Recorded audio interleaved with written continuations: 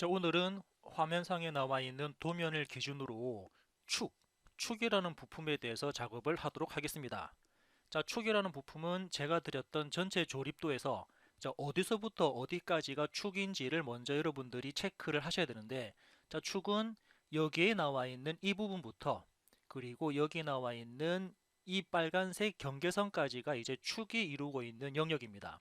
그러면 사용자는 앞쪽에 보시면 이렇게 볼트가 두 개 체결되어 있거든요.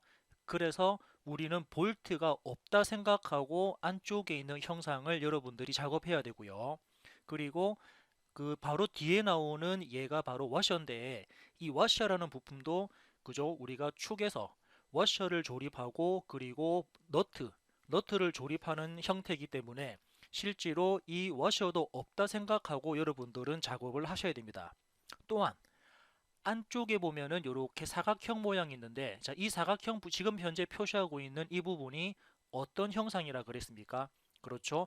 지금 현재 우리가 그리고 있는 축이 회전할 때 바로 위쪽에 있는 V 벨트 풀리가 같이 맞물려 돌기 위해서는 안쪽에 키라는 부품이 들어간다 했지 않습니까? 그래서 이 사각형 형태가 바로 키라는 부품이고요. 그래서 사용자는 이 키가 들어갈 부분만큼 살짝 이렇게 홈을 파줘야 됩니다. 자, 그리고 다음 작업은, 자, 우리 지난 시간에도 말씀드린 것처럼 이렇게 사각형 형상이 있는데, 이 사각형 형상이 바로 오일실이었거든요. 그래서 우리가 커버를 그릴 때 오일실이 들어가는 부분에 대해서 규격을 찾았는데, 지금은 이 오일실은 지금 그리고 있는 이 축 부분하고도 같이 조립이 되다 보니까 축이 조립되는 부분에 대해서 오일실과 관련되는 내용들을 찾아야 됩니다.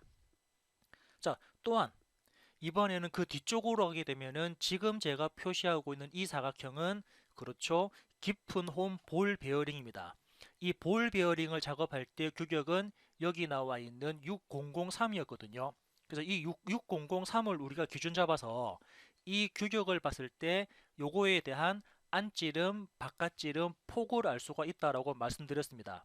그래서 이 베어링이 조립되기 위한 그 축에 대한 안찌름도 우리가 파악을 할 수 있고요.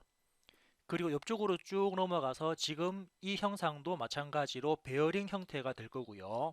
그리고 베어링 바깥쪽에 조그만한 요거 사각형 하나 보이는데, 이 사각형이 어떤 역할을 하냐면은 바로 멈춤링이 들어가는 부분입니다. 어떻게 되냐면 바로 왼쪽에 있는 베어링이 고속 회전을 하다 보면은 자리를 이탈할 수 있거든요. 그래서 그 부분을 잡아주는 역할, 위치를 고정시키는 역할이라 그래서 멈춤링이 이 사각형 부분에 살짝 들어가는데, 그러면 사용자는 이 멈춤링이 들어갈 수 있는 자리도 축을 그릴 때 자리를 확보를 하셔야 됩니다. 자, 다음 옆으로 쭉 가서 이번에는 여기 사각형이죠. X자가 되어 있고 화살표가 되어 있는 부품은 조금 전에 보셨던 오일실 부분입니다. 그래서 이 오일실이 조립되기 위한 마찬가지로 축에 대해서 적용을 해줘야 되고요. 옆쪽에 보면은 지금 또 사각형이죠. 이 사각형은 축이 회전할 때 우리가 처음에 그렸던 스퍼 기어가 같이 맞물려 돈다 그러면은 그에 따라서 키라는 부품이 들어가니까 축을 그릴 때는 키가 들어갈 홈을 판다 그래서 키 홈을 여러분들이 작업을 해줘야 되거든요. 아무튼 제가 이렇게 색깔별로 쭉 표현을 했는데, 이런 부분들이 바로 여러분들이 규격집을 찾아서 적용을 해야 될 부분들입니다. 자, 그러면은 이 형상을 기준으로 실제로 축이 어떻게 생겼는지 한번 분해도를 보도록 하겠습니다. 자, 이번 형상은 현재 이 모양이고요.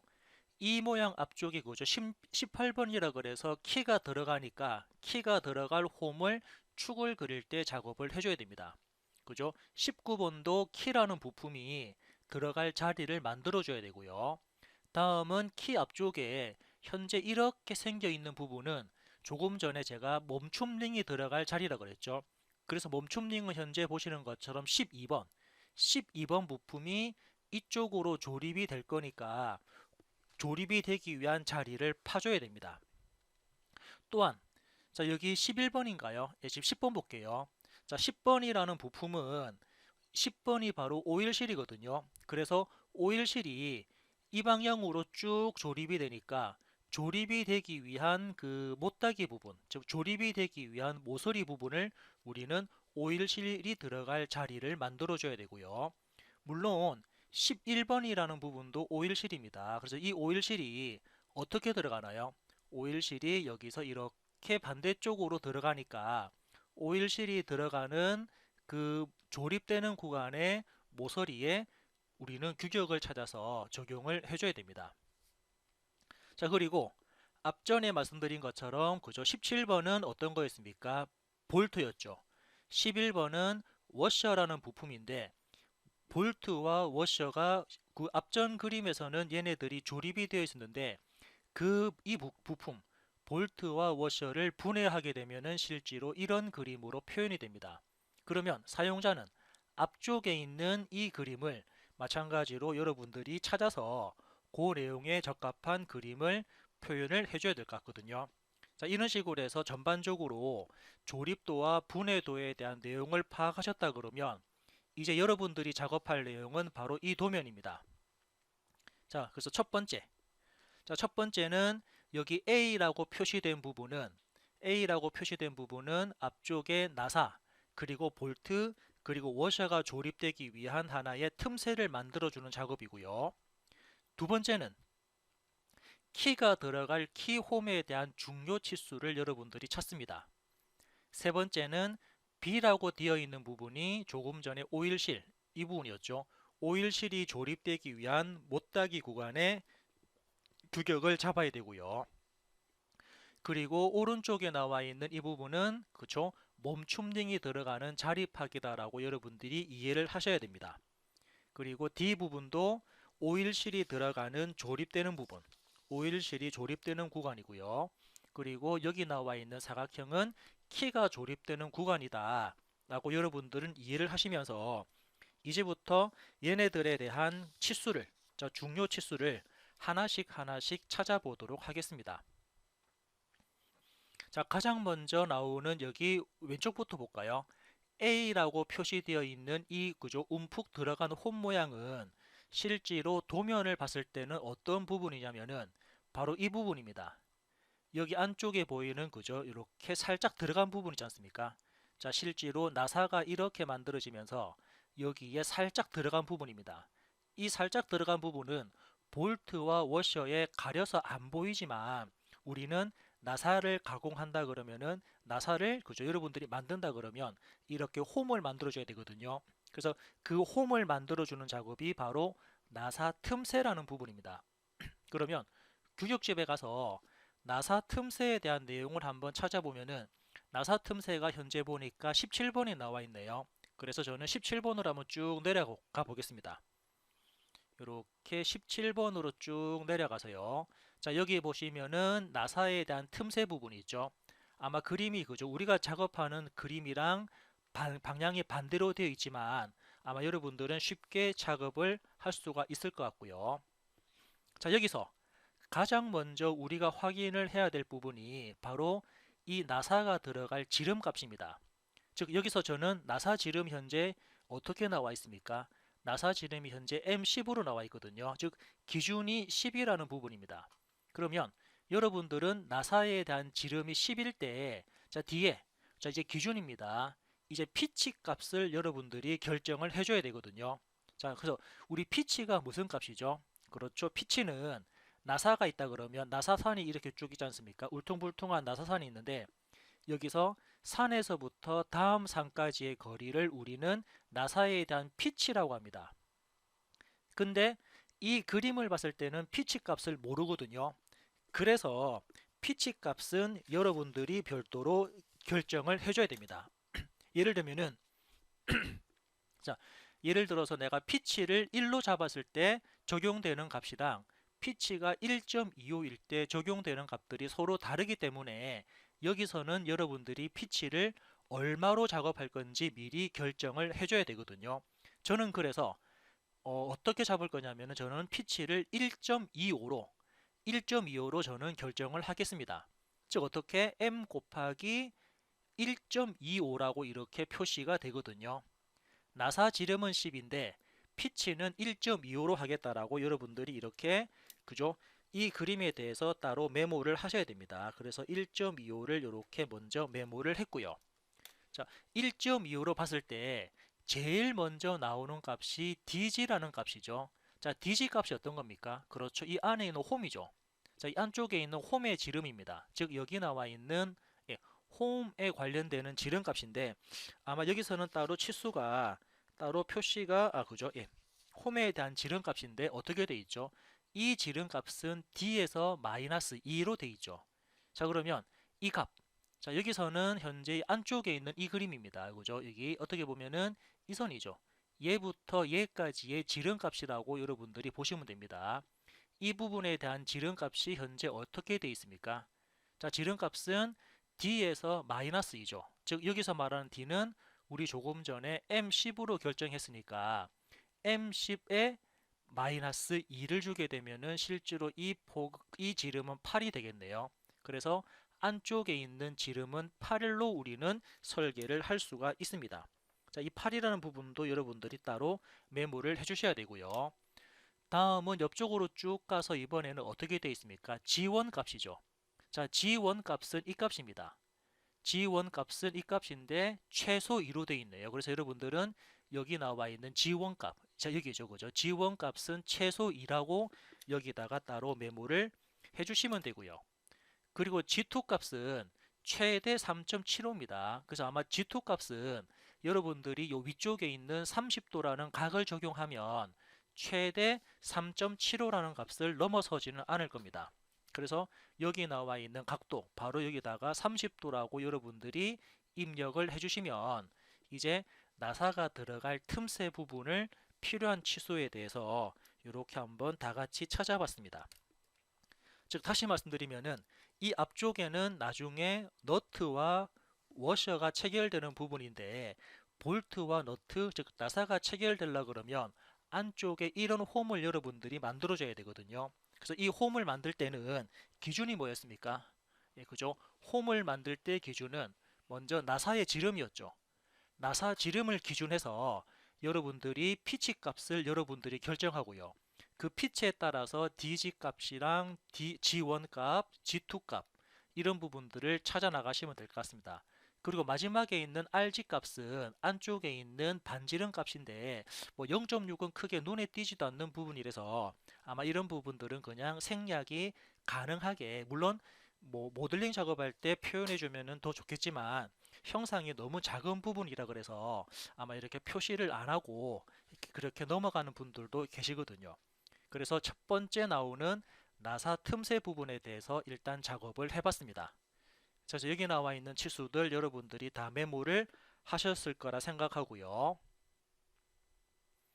자, 다음은 이제 도면에서 어떤 부분이냐면 이제 이 옆쪽에 나오는 이 사각형 부분. 자, 이 사각형 부분이 어떤 부분이라고 말씀드렸나요? 그렇죠. 사각형 부분은 나중에 이 축이랑 뭐 벨트 풀리 또는 기어가 같이 맞물려 돌아가기 위한 키가 들어갈 홈, 키가 들어갈 사각형 홈이다라고 말씀드렸거든요. 그래서 우리는 키를 만들기 위한 키홈, 자 이제 키홈 형상을 다시 한번 더 보도록 하겠습니다. 자, 키홈은 21번에 있거든요. 그래서 밑으로 쭉 내려가서 21번. 자, 우리 어제까지 저번 시간까지 작업했던 평행 키에 대해서 한번 볼 건데 우리가 지난주까지는 어떻습니까? 지난 시간까지는 그 스프로킷 또는 벨트 풀리 또는 스포 기어를 그릴 때는 키홈이 이렇게 위쪽으로 올라가는 형상으로 작업을 많이 했죠.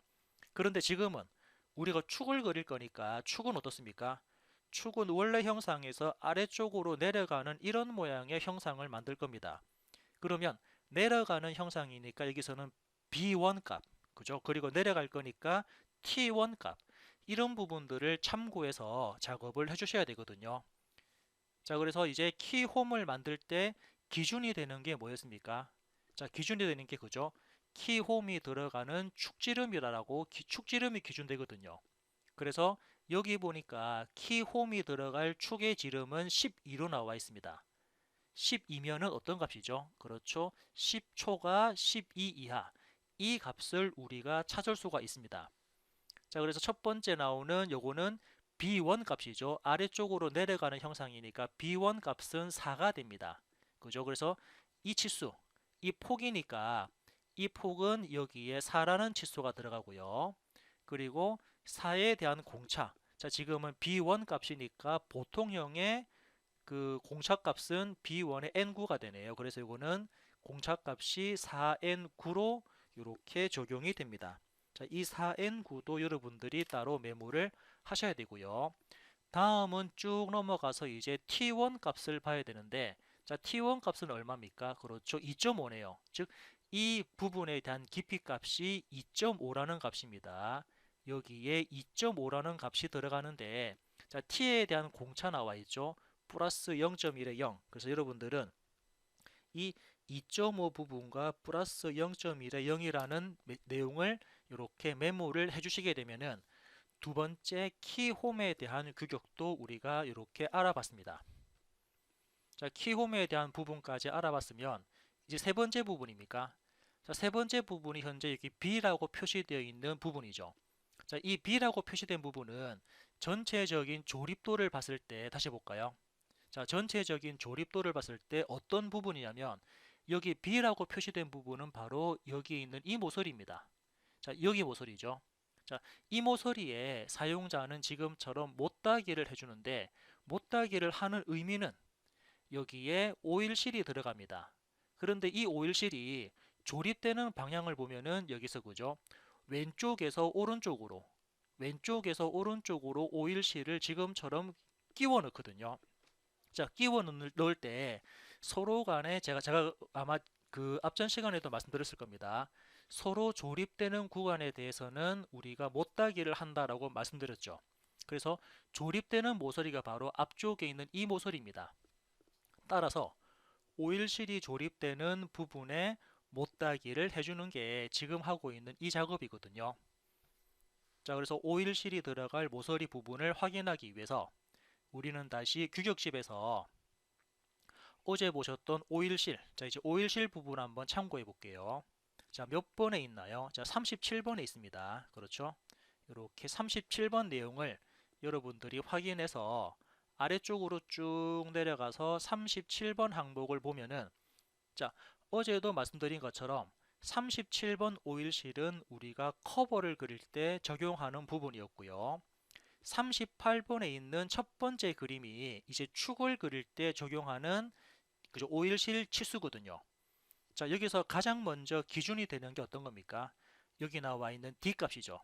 자, D라는 부분은 바로 오일실이 적용되는 축에 대한 지름인데, 자, 축지름이 얼마 돼 있나요? 오일실이 적용되는 축지름은 여기 20 나와 있죠. 그죠? 이렇게 20 나와 있으니까, 자, 이 부분입니다. 오일실은 이 부분에 이렇게 조립이 되는 부분이니까 조립이 되는 오일실의 안지름은 지름이 20이거든요. 그래서 여러분들은 20짜리라는 그죠? D 값이 20이라는 부분을 이렇게 찾아주면 어떻죠? D2 값이 제 최대 17.7입니다. 자, D2 값이 현재 여기 나와 있는 17.7이 되고요.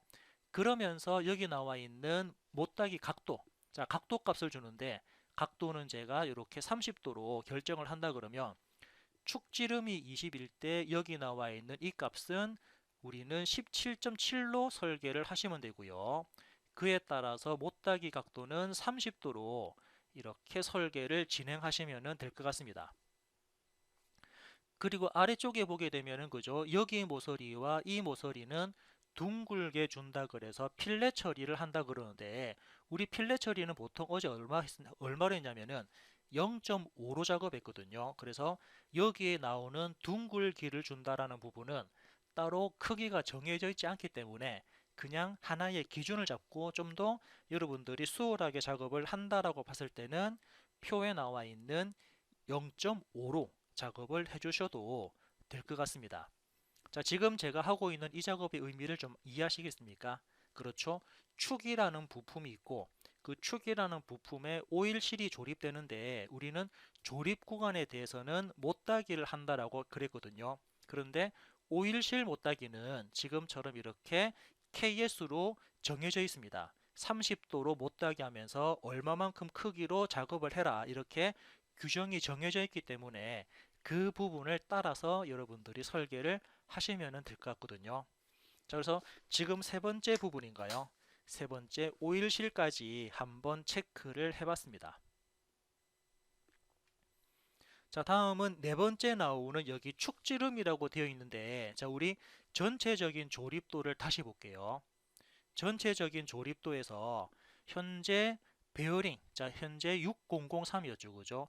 이 베어링에 대한 규격은 6003인데, 우리는 이 6003이라는 이 숫자만 보고, 이 숫자만 봤을 때 베어링의 안찌름, 자, 지금 제가 표시하고 있는 이 베어링의 안찌름을 우리는 미리 알 수가 있습니다. 베어링의 안찌름인 이 치수를 우리는 따로 표를 찾지 않더라도 알 수 있거든요. 자, 어떤 경우냐면, 자, 뒤에 있는 숫자 두 개를 봅니다. 자, 뒤에 숫자 두 개 보면은 이 뒤에 숫자가 00으로 끝나면 축지름은 지금 이렇게 표시된 부분입니다. 즉, 베어링 안찌름 또는 축지름은 지름이 10이 됩니다. 그리고 뒤에 숫자가 01로 끝나면, 자, 베어링 안찌름이랑 축지름은 지름이 12가 되고요. 뒤에 숫자가 02로 끝나면은 베어링 안찌름이나 축지름은 15가 됩니다. 그리고 뒤에 숫자가 03으로 끝나면 축지름이나 안찌름은 지름이 17이 되고요. 그리고 뒤에 숫자가 04부터, 자, 04부터 쭉 내려갈 건데 04부터는 곱하기 5를 해서 우리가 축에 대한 지름과 그 베어링에 대한 안찌름을 구할 수 있거든요. 04부터는 곱하기 5하죠. 그러면 05는 지름이 25, 06은 지름이 30 이렇게 알 수가 있는데, 자, 우리는 이 표를, 그죠? 요거는 어차피 KS 규격에도 정해져 있다 보니까 사용자가 그러면은 베어링 규격이 03으로 끝나네? 그러면은 안찌름이 17이구나. 베어링 안찌름이 17이면은 축 지름도 17이다라고 우리는 미리 알 수가 있죠. 자, 어제 한번 우리 베어링에 대한 규격 한번 찾아봤지 않습니까? 자, 다시 한번 볼까요? 자, 지금은 안찌름이 17인데 다시 6003이라는 규격을 한번 찾아볼게요. 자, 베어링이 어제 몇 번에 있었습니까? 쭉 올라가서, 자, 깊은 볼 베어링 23번에 있습니다. 23번 쪽으로 쭉 내려오면은, 자, 어제 보셨던, 그죠? 예. 어제 보셨던 6003, 어제 우리가 봤던 6003의 안찌름은 이렇게 17이라고 딱 정해져 있죠. 즉, 뒤에 숫자 두 개만 봐도 그에 대한 지름을 알 수가 있다라는 부분입니다. 자, 여기도 잘 나와 있네요. 볼까요? 여기도 그죠? 00으로 끝나면 안찌름 10, 01로 끝나면 안찌름 12, 02로 끝나면은 15, 03으로 끝나면은 17, 나머지 부분부터는 전부 다 곱하기 5를 한다라고 말씀을 드렸죠. 그 옆쪽에 있는 부분도 다 동일합니다. 그죠? 베어링에 대한 안찌름을 이렇게 규정을 했기 때문에 여러분들은 이 글이, 그죠? 호칭 번호만 보고, 번호만 봐서도 베어링에 대한 안찌름 또는 축에 대한 지름을 아실 수가 있습니다. 이렇게 따로 메모를 했고요. 자, 다음은 옆으로 쭉 가서 이번에는 여기 C라고 표시된 부분. 자, C라고 표시된 부분은 어떤 부분이었습니까? 그렇죠. 전체 조립도에서 여기에 오른쪽에 베어링이 들어가고 그 베어링 바로 옆쪽에 조그마한 부품이 하나 있는데 이 부품이 바로 멈춤링이라는 부분입니다. 멈춤링. 자, 이 멈춤링은, 자, 도면에서는 지금처럼 표시가 되어 있지만 전체 조립도에서는 전체 분해도에서는 아래쪽에 있는 여기 12번 12번이라는 이 멈춤링이, 그죠? 12번이라는 멈춤링이 이 홈 안에 들어가기 위해서 우리는 자리를 만들어 줄 거거든요. 그러면 이 멈춤링에 대한 크기는 이미 알고 있기 때문에 알고 있는 사이즈를 기반으로 해서 홈 작업을 하도록 하겠습니다. 자, 그래서 이제 다시 한번 규격집 가서 멈춤링에 대한 내용을 한번 찾아볼게요. 위로 쭉 올라가서, 자, 몇 번에 있습니까? 쭉 확인해 보면은 19번이네요. 이렇게 19번에 멈춤링에 대한 규격이 나와 있습니다. 자, 19번 쪽으로 내려갑니다. 자, 지금처럼 19번 쪽의 항목을 봤을 때 우리는 어떤 내용을 볼 거냐면은 그저 C형 멈춤링, 조금 전에 우리 분해도에서 봤던 이런 모양이거든요. 이런 모양의 멈춤링이 현재 나와 있는 이런 모양입니다. 자, 그래서 이 멈춤링을 볼 때 또 기준이 되는 게 하나 있어야겠죠. 그 기준이 뭐냐면은 처음에 나오는 축지름입니다. 자, 그래서 멈춤링이 들어가는 이 부분의 축지름은 어떻게 되죠? 그렇죠. 지름은 17이죠. 이 17이라는 부분은 베어링 규격 6003을 기준했을 때 안지름이 17이니까 이 17을 기준해서 멈춤링에 대한 크기도 우리는 정할 수가 있습니다. 자, 그래서 17이라는 부분 그죠? 축 지름이 17일 때, 자, 우리는 축 지름이 17일 때 이 값을 구할 수 있습니다. 그럼 첫 번째, 자, 첫 번째 나오는 D2 값. 자, 첫 번째 나오는 D2 값을 어떤 값일까요? 자, 약간 요거를 옮겨 놓고요. 이렇게 옮겨 놓고요. 자, 첫 번째 나오는 D2 값은 어떤 값일까요? 그렇죠. 안쪽에 들어가는 이 값입니다. 요거 여기. 그래서 이 값이 안쪽에 들어가는 홈의 직경이죠. 홈의 직경이 바로 D2라는 값인데 D2 값은 지름이 16.2가 됩니다. 그래서 여러분들은 16.2라는 값을 여기에 따로 메모를 해주시면 될 것 같고요.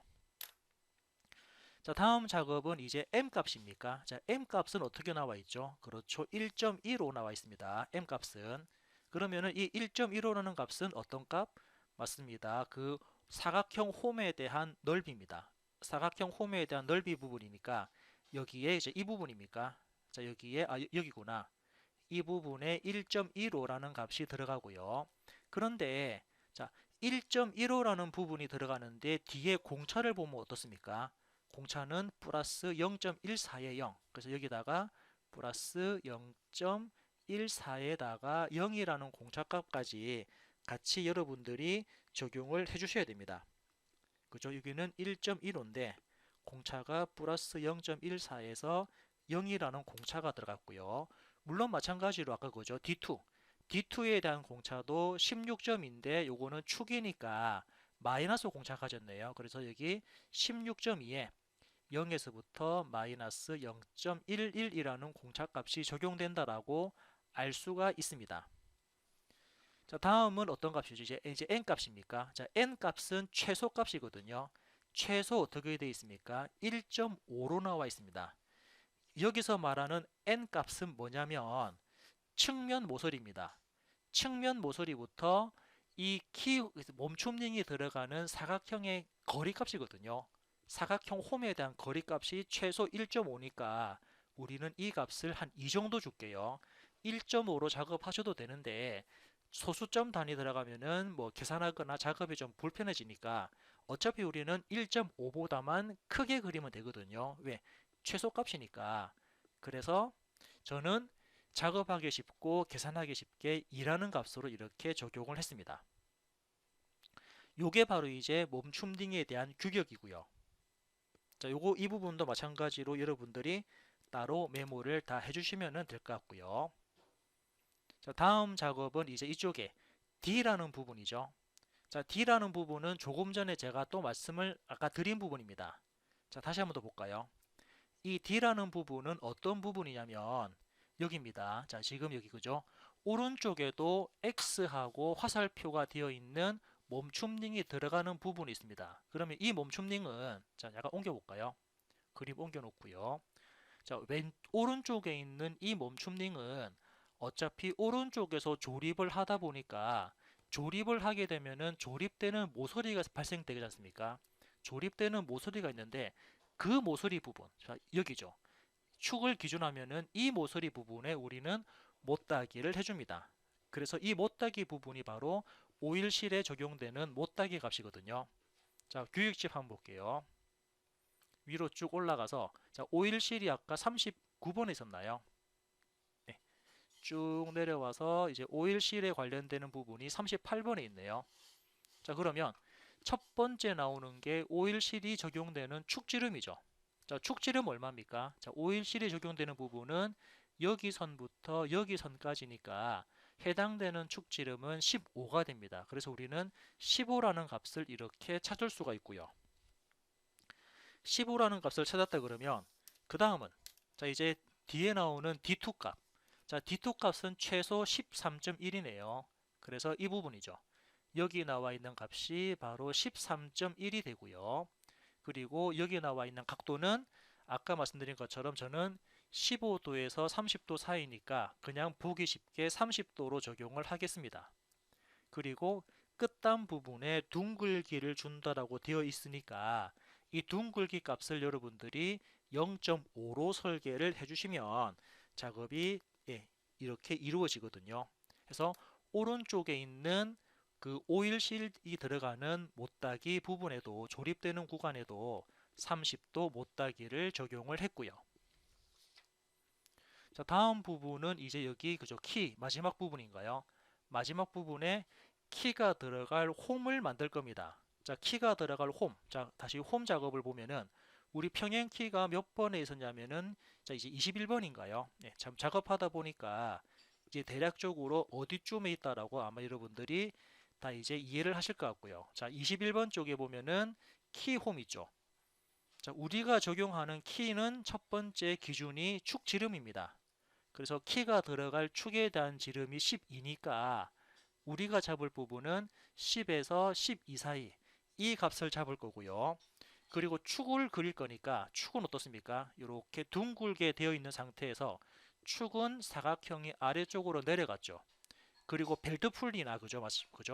벨트 풀리나 스프로킷이나 또는 스포기어 같은 경우는 축에서 사각형이 위로 올라가는 형태였습니다. 왜냐하면은 안쪽에 이렇게 키가 들어가니까 키가 들어가기 위해서는 지금처럼 자리를 파줘야겠죠. 그래서 축을 그릴 거니까 안쪽으로 내려옵니다. 안쪽으로 내려왔기 때문에 우리가 보는 부분은 그죠? 내려왔으니까는 B1을 볼 거고요. 그리고 이 B1은 폭이죠. 키홈의 폭은 바로 B1이고 그리고 깊이는 T1을 볼 겁니다. 첫 번째, B1의 값은 4가 되죠. 그래서 폭은 여기에 4를 입력하고요. 4를 적어주고요.